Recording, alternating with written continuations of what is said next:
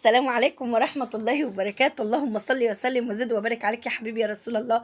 ازيكم يا حبايب قلبي كلكم؟ وحشتوني. واخداكم جولة معايا في سوق الخميس. سوق الخميس ده بصوا يعني تحت بيتنا بالظبط، يعني انا انزل كده الاقي السوق اللي انتوا شايفينه ده. ده بقى يا جماعة سوق المستعمل. انا بجيب ايه من سوق المستعمل؟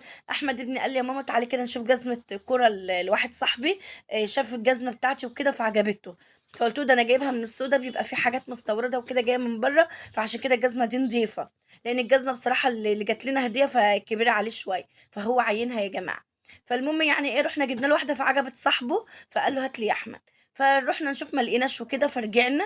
رجعنا بقى من سوق الايه، من سوق الجديد. ما انت بتطلعي من سوق المستعمل تلاقي السوق الجديد. وانا بقى ماشيه هنا كده زي ما انتم شايفين كده في السوق، سالت ام محمد طبعا الطماطم بكام النهارده يا ام محمد؟ حتى قالت لها اهي الكيلو ونص ب10 يا ام احمد.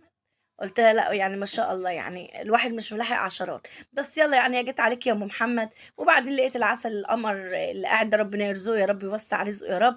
هو برضو زي احمد ابني، لقيته بيقول لي ايه تعالي تعالي بالله عليك اتفرجي على الكوتشيات اللي عندي. قلت له يا حبيبي يعني انا جزمتي اصلا تقريبا كلها ايه، كوتشيات. كلها كوتشيات. وربنا يا جماعة عندنا كوتشيات أكتر من اللبس. اكتر من اللبس نفسه. فجيت قلت له بس مع ذلك انا ما رضيتش اكسفه. قلت له طب خلاص قبل العيد ان شاء الله هاجي اخد من عندك لنور. قال لي خلاص واحنا خدامين نور. قلت له لا يا سيدي احنا اللي خدامينك. وانا بقى ماشيه هنا بقى كده، كنت رايحه على فين؟ كنت رايحه اجيب بقى العبايه بتاعتي اللي هي العبايه يعني بتاعتي الجديده وكده قطيفه كده. فقلت بقى ايه اما اجيبها واصور معاكم واجيب لاحمد ابني ايه برضو طقم حلو. بس احمد ابني بقى ماما ما تصوريش، ماما الناس بيبصوا علينا، ماما. هو ده العيب هنا يا جماعه، هو ده العيب هنا. وبعدين انت ما انتش ماشيه متداريه في حد يعني انت لو معاكي اتنين كده هيداروكي وانت حتى ماسكه التليفون، فاهمني؟ لكن ده انا ماشيه، انا اللي ساند ابني مش ابني اللي ساندني. فالمهم ايه، قلت له خلاص يا احمد مش هصور. قلت له يا احمد لما اطلع اصور والله ما هاخدك معايا تاني، بس اوعدكم ان اعمل لكم جوله في محل العبايات اللي انا جايبه منه. لان اختي قالت لي وريني تشكيله العبايات دي عامله ازاي، علشان اللي هيعجبنا هنقول لك هاتهولنا وكده. فقلت لها خلاص تمام كده تمام كده.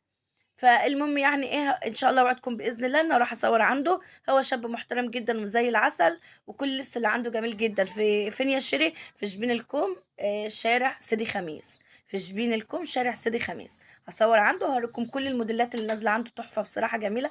حتى عجبني عبايه عنده بس انا مستكبره نفسي عليه، يعني حاسه ان هي عايزه عروسه لكن انا بس هي عجباني قوي. فقولوا لي رايكم بالله عليكم، اللي وصل معاه لحد العبايه. وتقولوا رايكم. بصوا انتوا اكيد مش هتقولوا رايكم الا لما تشوفوها، فانا باذن الله راح اصور لكم واخليكم باذن الله تشوفوه. يا جماعه يعني من نفسي والله العظيم، يعني الواحد يعني التلج بامانه، الجو تلج، وانا عندي لبس الصيفي اكتر من الشتوي.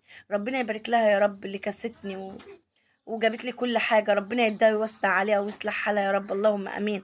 يعني خلتني بصراحة والله يعني عندي لبس صيفي كتير جدا. جيت ادور على الشتوي ما لقيتش غير 3 عبايات شتوي. فطبعا التلاتة دول اصلا يعني ما تقلعي واحدة وتلبسي واحدة وتلاقي واحدة على الحبل لسه ما نشفتش، ما بتلاقيش غيرها تلبسيهم. فقلت لا، انا مش هسيب نفسي كده، لازم أنا اجيب لي عبايتين 3 كمان قصتهم، ايه علشان انا سقعانة جدا. واشتريت لي دفايتين برضه البسهم تحت العبايات وكده. اما قلت ما انا لازم انا شهيص نفسي برضه يعني. ما هو حرام يا جماعة كله رايح على عيالي، لكن ما فيش خالص يعني. خلي يعني عيالي خلي عندهم دم شوية. فاحمد قال لي خلاص يا ماما شوفي اللي انت عايزاه يا ماما وهات اللي انت عايزاه.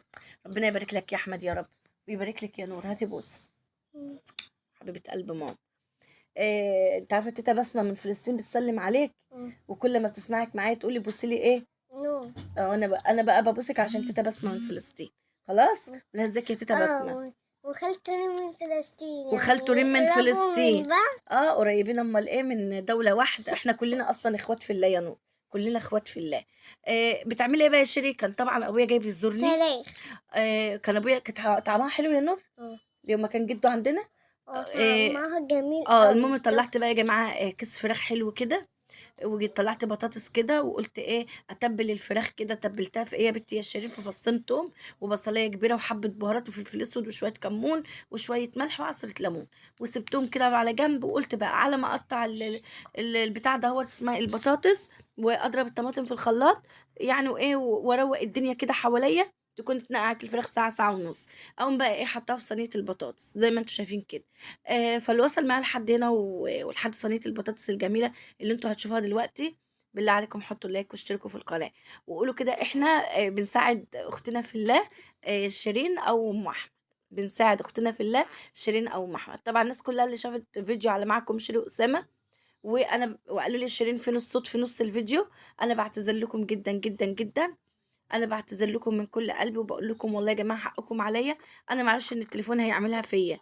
انا بسجل صوت لحد النهايه يعني صدرت الفيديو ان فيه صوت. اه بعد الفيديو ما اتصدر ما لقيتش صوت خالص. فانا اتفاجئت زيكم. بس انا لو حذفت الفيديو ممكن لما اجي انزله تاني يجيب لي حقوق طبع ونشر. انا ما كنتش عارفه اعمل ايه بصراحه. اه ف فيزك اللي تخيل. فسِبته بقى كده، صح يا نور؟ وقُلت يا رب ارزقني يعني إيه وخلّي الفيديو ده يبقى يعني إيه عتبة خير عليّا كده يا رب، وخصوصًا إن أنا كل فيديوهاتي والله باتعب فيها يا جماعة، والله العظيم كل فيديوهاتي باتعب فيها. وعايزة أقول لكم بقى إن الصينية اللي تحت في الحوض دي اللي أنتم شايفينها السمرا دي، لا على فكرة ديّة يعني إيه، ردة فعل حبيبة ماما بنت. مش يعني بُص دي أهو شُفتوا، حبيبتي. شُفتوا بُص اوعوا تتكلموا، بالله عليكم اوعوا تدعوا عليه. يعني قولوا لها الله يهديكِ يا حبيبة، هتعملي في أمِك إيه تاني؟ يعني ماما في رمضان المطبخ ولّع بسببها، ودلوقتي كنت عاملة بث مباشر طلعت لقيت الصينية زي ما أنتم شايفين كده. إيه يا حبيبة أنتِ بتعملي إيه يا حبيبة؟ قالت لي: "يا ماما لقيت نفسي جعانة فقُلت أمّا أسخّن رُز معمّر." فأنا راحت عليّا نومة ونسيت إن أنا باسخّن أصلًا رُز معمّر. قُلت لها: "يا لهوي! أمّال فين الدخان وفين؟" قالت لي: "ما أنا شغّلت الشفاط." قُلت لها: "ده كويس إن أنا ما شُفتش المنظر عشان يعني ما يجراليش حاجة." ف فالمهم يا جماعة هي أصلًا كانت قاعدة وأنا باكلمها، على فكرة أنا هنا باكلمها باقول لها: "يا نور يا حبيبة أنا مش عارفة أنتم هتعملوا فيّا إيه، أنتِ وأختِك نور، هتعملوا فيّا إيه تاني يا نور؟" ربنا يهديكم، قولي يا رب، يا رب. يا رب. المهم بقى يا جماعة إيه، اللهم صل على النبي كده، قُلت الحمد لله إن هي عدِّت لحد الدخانة وإن الصينية اتحرقت. فطبعًا الصينية ديّة أصلًا أنا رامية أختها اللي اتحرقت في رمضان، فأنا ما عادش عندي بقى إلا هي ديّة بس. فطبعًا أنا ناقعاها بقى لي أسبوع ناقعاها ومش راضية تنضف، بقى لي أسبوع ناقعاها، يعني أنا مش عارفة أعمل فيها إيه تاني. المهم يعني إن أنا مش هاستغنى عنها يا جماعة، أنا مش هاستغنى عنها. فاللي عنده بقى فكرة يقولها لي كده إن أنضفها إزاي، لإن أنا تعبت فيها وبرضه ما فيش فايدة فيها. قولوا لي ماما بالله انا عليكم. عندي حل. قولي اتفضلي.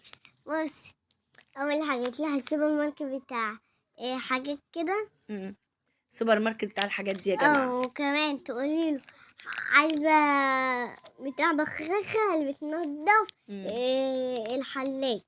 عايزة بخاخة اللي بتنضف الحلل يا جماعة. وبعدين تجيبيه، وبعدين تحطي شويه ميه، وبعدين تحطي شويه الصابون صابون. وبعدين اغسلها يا جماعة. إيه رأيكم اه في أفكار نور النيرة؟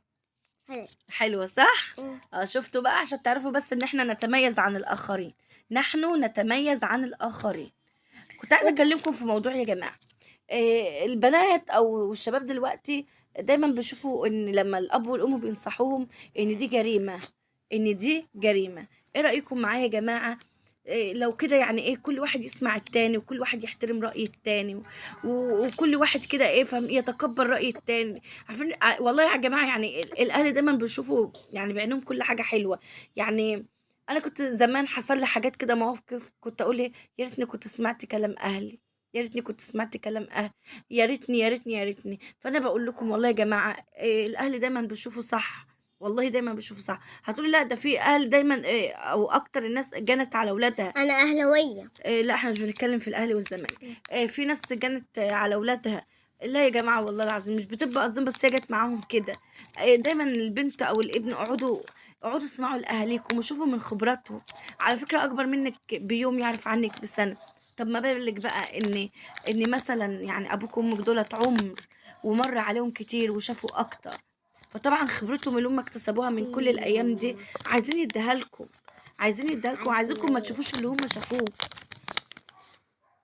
فربنا يا رب يخليكم ويديكم ويوسع عليكم اللهم امين يا رب العالمين. اما اسمعوا كلام اهاليكم يا مام جماعه. استني يا نور اسمعي كلام اهاليكم شوفوا اهاليكم بتقول ايه وشوفوا هو دماغهم رايحه لفين وان كان صح امشوا وراهم.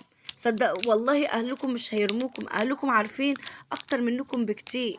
عشان انا بشوف دلوقتي الناس اللي بقت ماشيه بدماغها وفي الاخر يا عيني بتعك على دماغهم.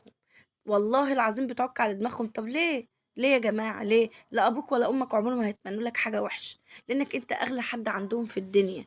ربنا يهدي البنات ويهدي الشباب ويهدينا كلنا يا رب اللهم آمين يا رب العالمين. اللهم إنك عفو كريم تحب العفو فاعف عنا. اللهم أعني على ذكرك وشكرك وحسن عبادتك. اللهم ارفع عننا الوباء والبلاء والابتلاء والغلاء. اللهم اهد ولادنا واحفظهم من أي شر، واستر عروض وليانا، إنك على كل شيء قدير. اللهم آمين يا رب العالمين. اللي وصل معايا لحد الدعاء الجميل ده يقول لي يا شيرين الدعاء طلع منك حلوة قوي، واحنا بنحب نسمع منك الأدعية اللي ناس كتير بيقول لي بنحبها نسمع منك يا شيرين. وتحط لي لايك على صينية البطاطس الجميلة ديت والرز بالشعرية. يلا واستودعكم في الله، وأتمنى إن انتوا دايما ما تنسوش في اللايك والاشتراك بالله عليكم.